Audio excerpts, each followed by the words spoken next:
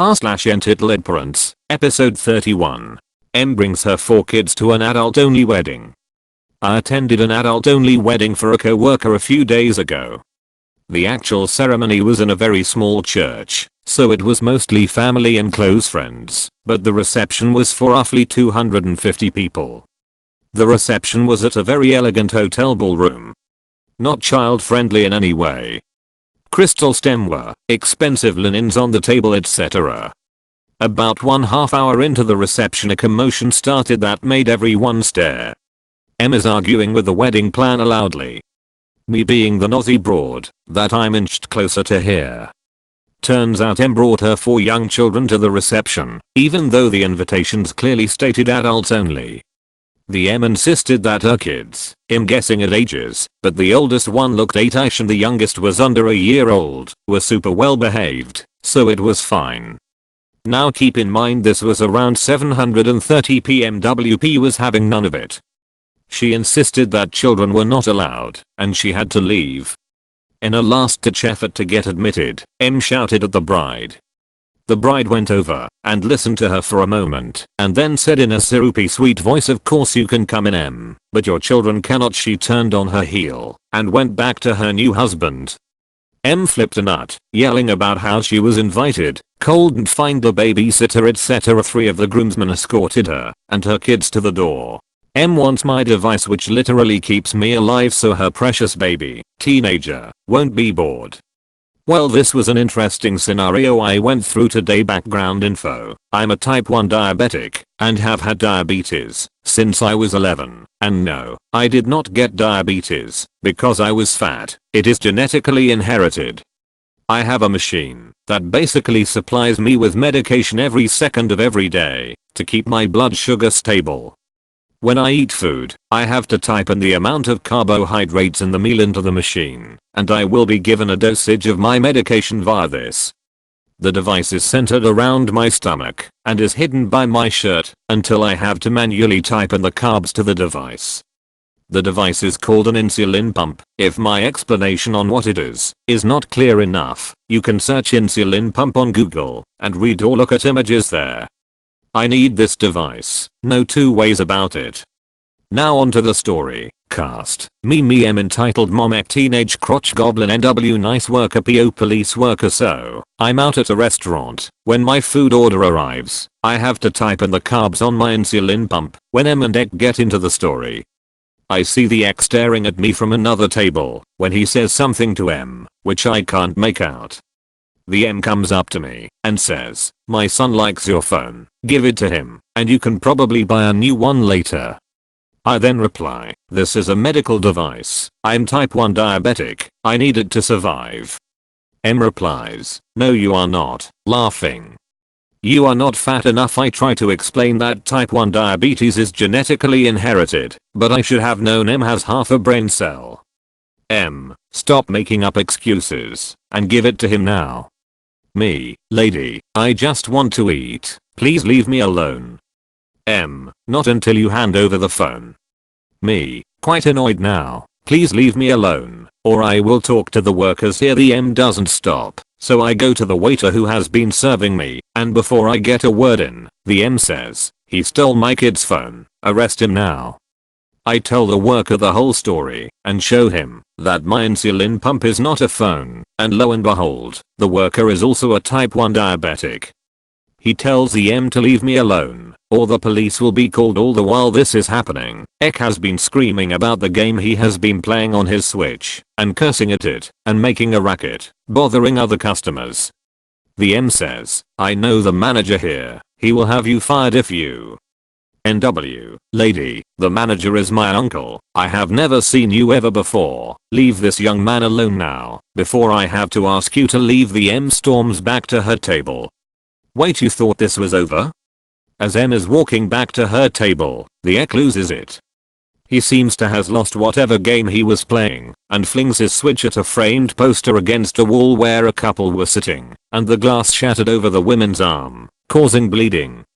Everyone is furious, the police are called, and the M and Ek are taken away, and the couple are pressing charges, and everyone there got a coupon, yay.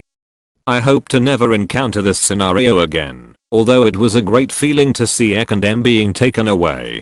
The Ballad of Puppy J. TL, Doctor, they hurt my dog. Entitlement can take many forms. This is a story about how two utter wastes of human skin disguised themselves as pet parents and placed horrific entitled demands on a vet and a dog. About 15 years ago, a sweet older Texas lady walks into her vet's office with a stray. This lady is well known for destroying designer clothes by jumping into muddy ditches after wounded animals. Some people boat or golf. She rescues. Her vet has her credit card on file and will do payment plans because she's such a valued customer.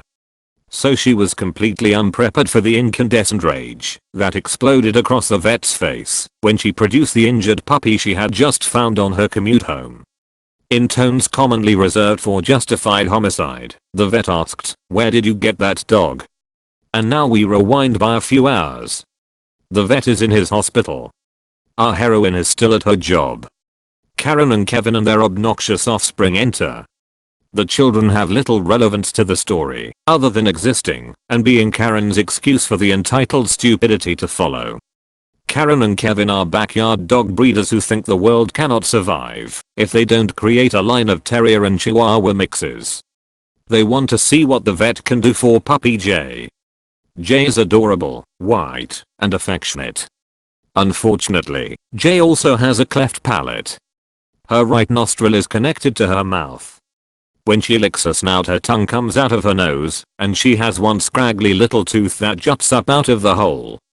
Karen wants this fixed because it is scaring her children.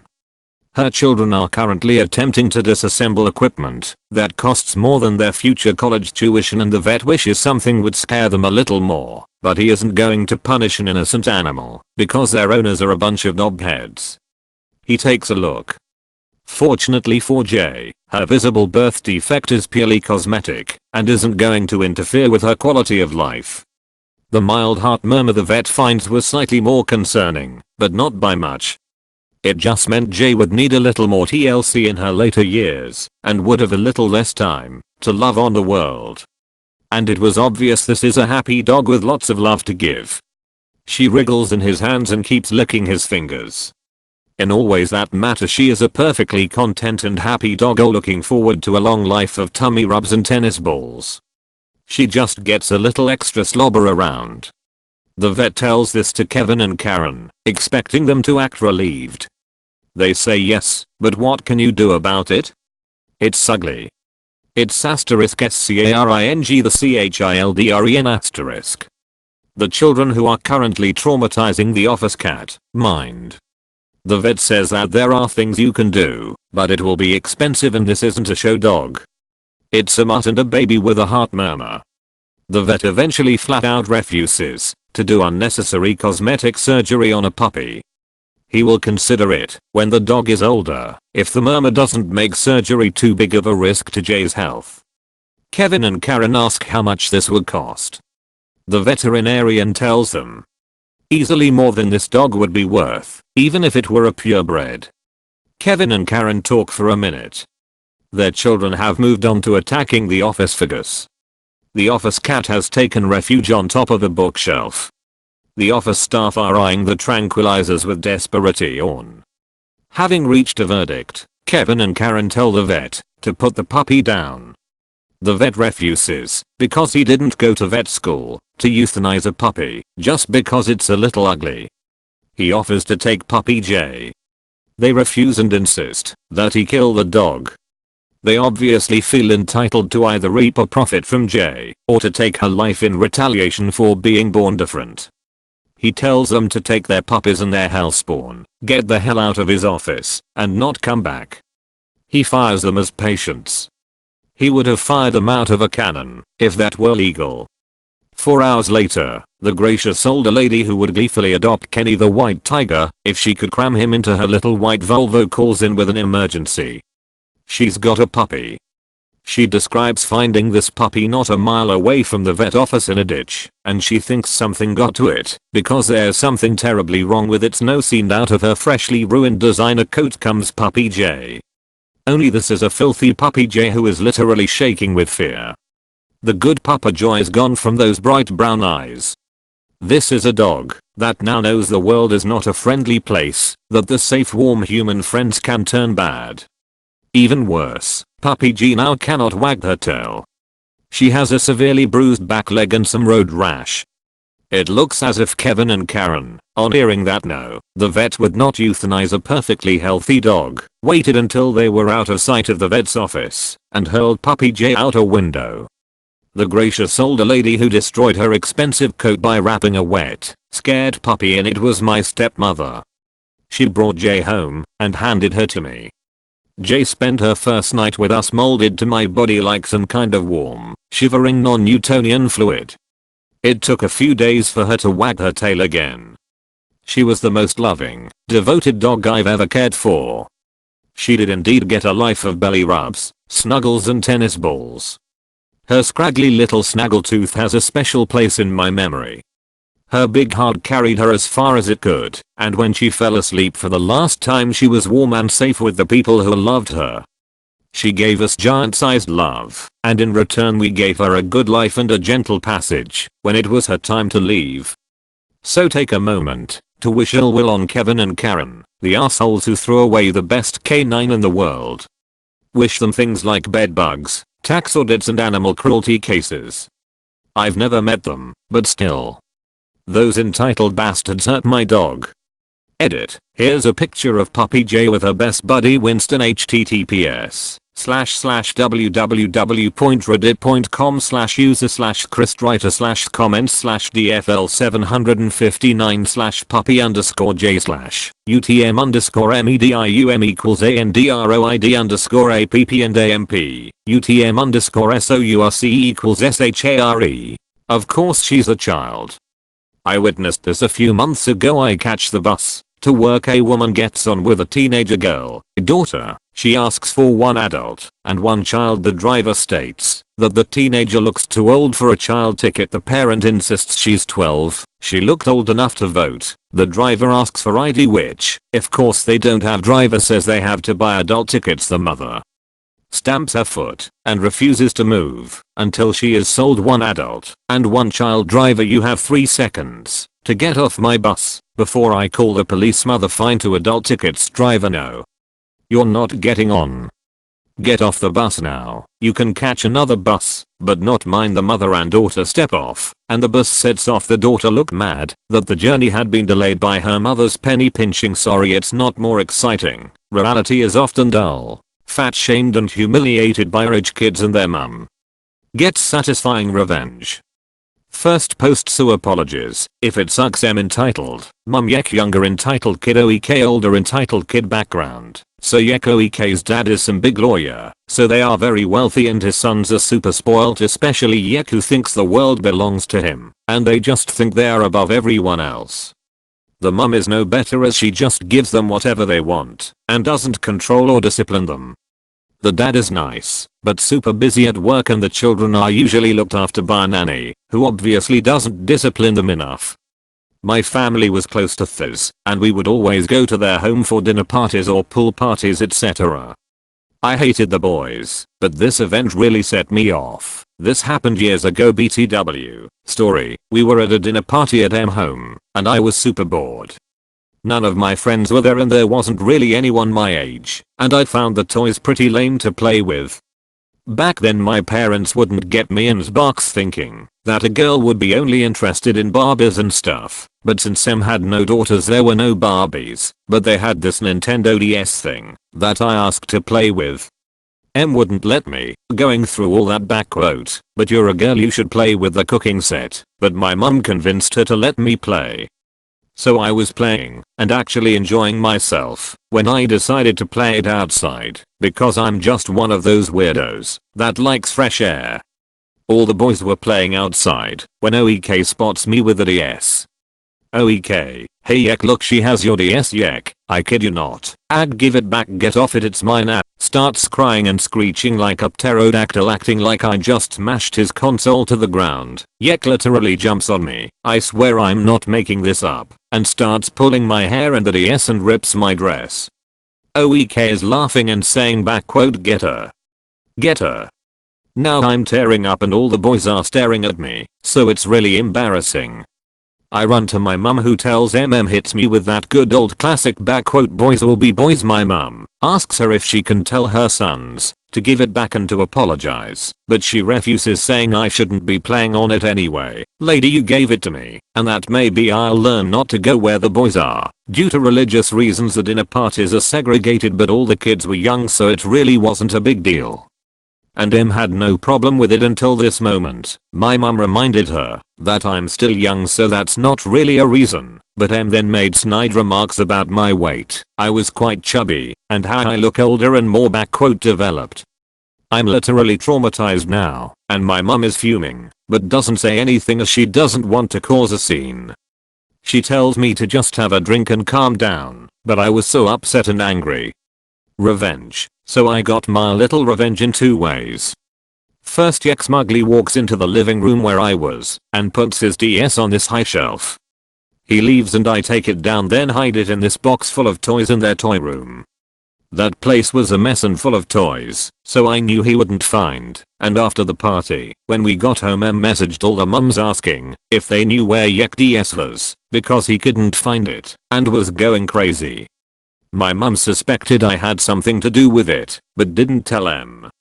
He already has a PS, can't remember what number, and barks so boohoo, was what she said to me. Revenge 2. Fast forward a couple of years and I've thankfully glowed up. OEK meets me randomly and asks me out. Most satisfying rejection I've ever given. Calling police on an ep over chocolate Santas. TL. Doctor at the bottom. So this happened earlier this year. Was going through my journal to find a laptop password and found this again. It's New Year's in NZ and all the goodies from Christmas goes on clearance. I was on my way back from my 15-minute break when I saw a kid reaching up to get the Santa-shaped chocolate that I had neatly stacked before going on said break. I had to also make sure that the damaged ones went to the pile that got marked down, which I was also in charge of since I worked all over the store. I walk over to the register and start helping people with their purchase. Lo and behold, Ep gets in line with a basket full of chocolate Santas. When they get to me, I noticed that they've all been crushed and dented. I was a little sad at first because I had spent so much time putting nearly 150 all on the shelf, inspecting each one, only to see it like this.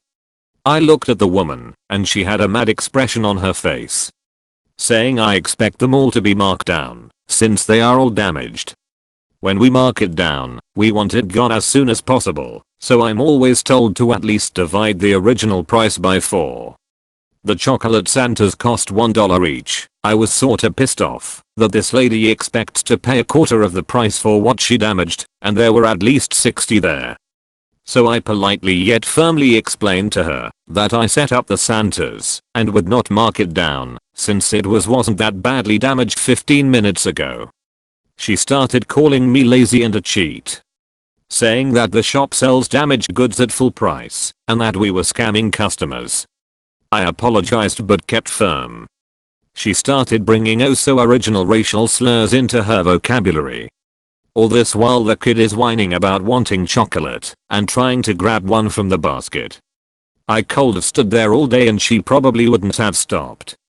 Thankfully the security guard came by to ask the lady to step aside. We all wear the same uniform, so she must have thought that it was the manager since he was a buff white guy and I'm a brown girl. He told me that he saw the kid squeezing the candy really hard to damage it and then gave it to his mom to put in the basket over the security camera and that he called police. She had a smirk on her face thinking that I've been told off. Police arrive and question her and the kid. I get backed up by security and she gets taken to the police station. The kid was whining the entire time and gave me the meanest glare a 8-year-old could. All the damaged chocolate got marked down to 5 cents for staff only. I bought them all for $3. TL. Doctor, Ek damages chocolate Santas for M to get at quarter of it clearance price. Caught on camera and taken away by police. I buy all the damaged candy as petty revenge. Take off that swastika. So, after 14 years, I met another one.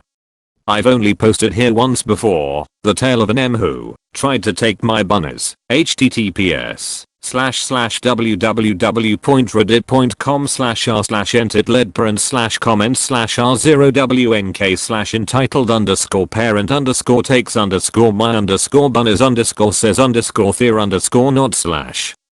Bit of backstory/explanation. I have Asperger's.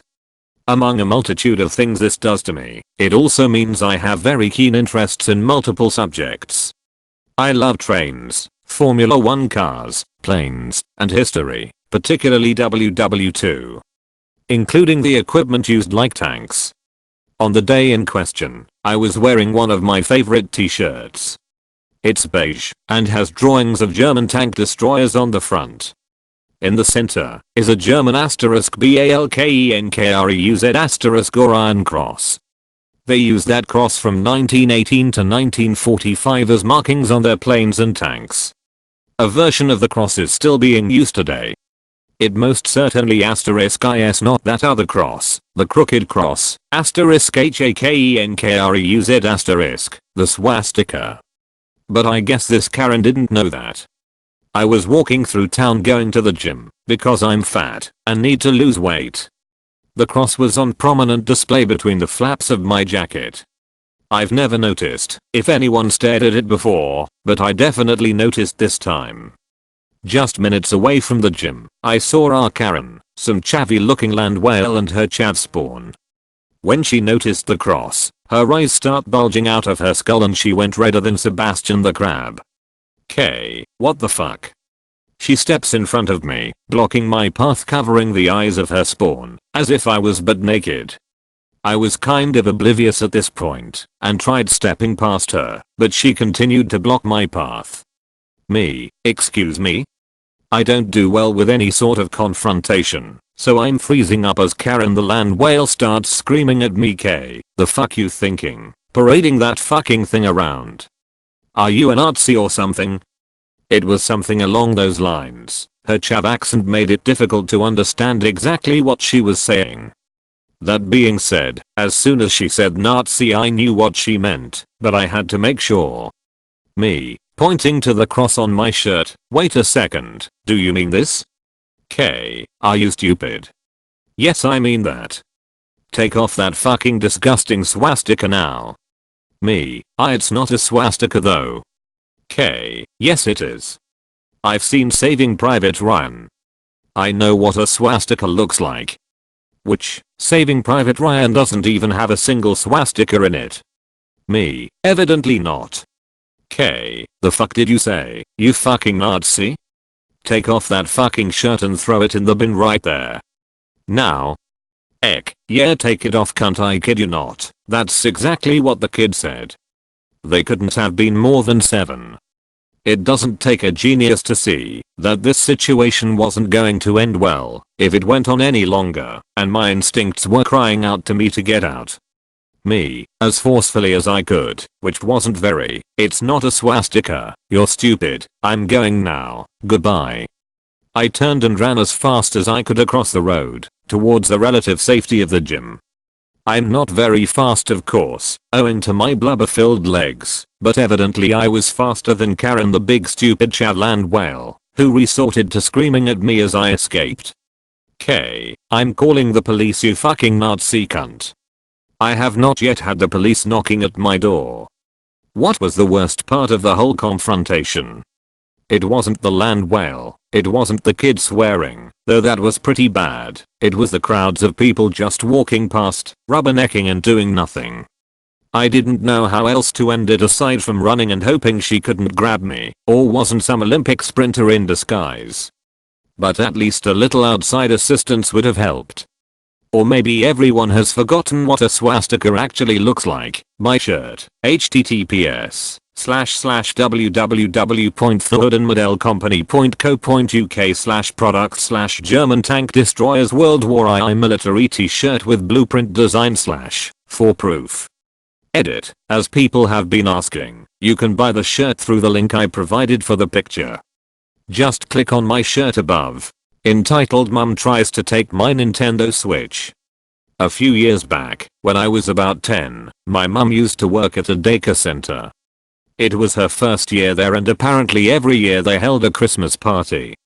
My parents know that I'm an introvert and that I don't like going to parties with people I don't know. However, my dad was at work and there was no choice but for me to go to the party. I brought along my Nintendo Switch, so I didn't bore myself to death. This is where the story begins. Cast: me/Sackle M, entitled Mum Ek, entitled Kid M, my mum B. My brother B went to that daycare center, so he was obviously there. He had a few friends he would play with as well. I immediately try and find a place where I can just sit and play. I start playing Mario Odyssey. Now I had already completed the main game, but now I was doing all the side quests, if you wanted to call them that. B then comes along with his friends and asks if he could show his friends Mario. He had played it a lot before, and I saw no problem as I just didn't want a bunch of 4-year-olds nagging me. I handed it over, and to not seem like a douche I watched from afar. Then I see B hand the Switch over to his friends. That set off a big red flag for me. I quickly walk over and ask B what's up. Me: hey, B, what are you doing?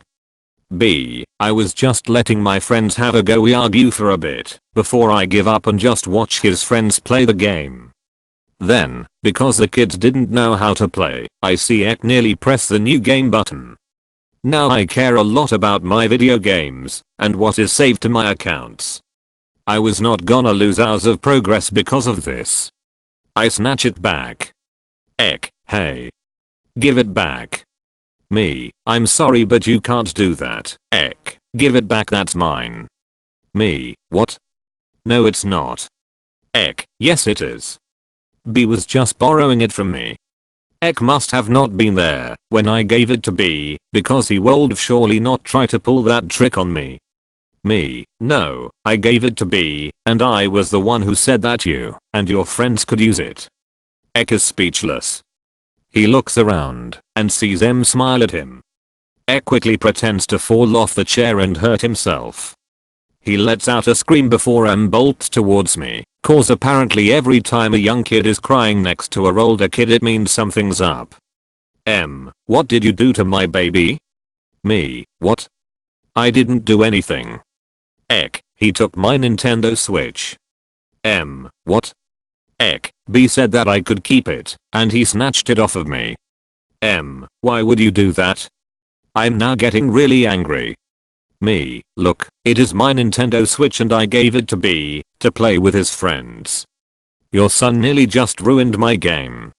M: he only wants a turn on it. Don't be so selfish. She proceeds to snatch the device out my hands and throw it to Ek. I have a very slow reaction time, so I'm just sitting there, jaw to the floor. Ek takes a look at me before attempting to press the new game button again. I snatch it back before pushing the kid away. Now he and his mum are both pissed. M comes along and saves the day. M: Sackle, why did you just push Ek? M: oh, M. This is your child? I expected more. M: excuse me? M: your son just tried to steal my son's device. She wasn't listening to a word I said and didn't even know the name of the device. M: UHH, that's my son's Switch. M: my son told me that B gave the Switch to him. M: what? No. No. I saw my son give B the Switch so he could play with his friends. And how dare you insult my son? M: well, your son just pushed my kid 2 times. Me: what? I pushed him just then to make him learn his lesson. He pretended to get pushed before. M: quiet. I'm discussing with your mother. M: do not speak to my son like that. B and his friends start getting nervous and start tearing up. M: I demand that you give my son that device. It seems fair. Me: what? Hell no. Who do you think you are? M: leave now or I'll have to talk to the boss about firing you. My mind started cackling. This entitled piece of sh*t actually worked at the center. I genuinely had to hold back laughter. She was speechless before she dragged her squealing little rat out of the center. Turns out she got fired. Edit. Sorry for the formatting errors. I was on mobile at the time of writing this.